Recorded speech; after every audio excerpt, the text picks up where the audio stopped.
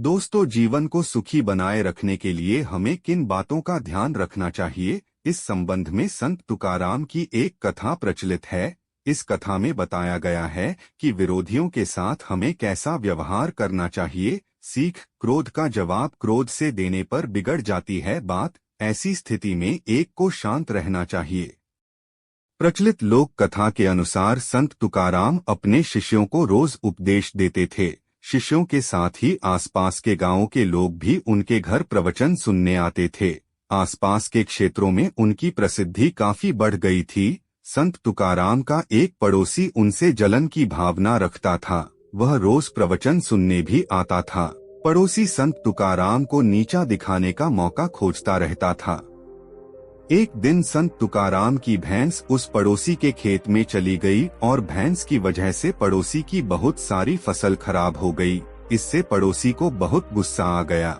वह गुस्से में संत तुकाराम के घर गया और गालियां देने लगे। जब तुकाराम ने गालियों का जवाब नहीं दिया तो उसे और ज्यादा गुस्सा आया। पड़ोसी ने एक डंडा उठाया और संत की पिटाई कर दी। इतना होने के बाद भी तुकाराम चुप रहे। अंत में पड़ोसी थककर अपने घर चला गया। अगले दिन जब तुकाराम प्रवचन दे रहे थे तब वह पड़ोसी नहीं आया।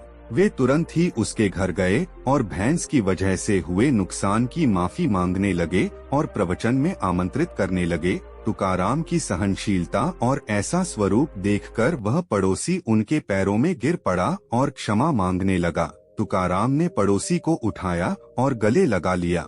पड़ोसी को समझ आ गया कि संत तुकाराम उनके ज्ञान और व्यवहार की वजह से महान हैं।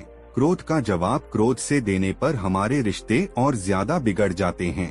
अगर कोई व्यक्ति क्रोधित है तो हमें शांति से काम लेना चाहिए। एक ही समय पर दोनों लोग गुस्सा करेंगे तो वाद विवाद ज्यादा बढ़ेगा और रिश्ते बिगड़ जाएंगे। इसीलिए गुस्से का जवाब गुस्से से न दें। धन्यवाद।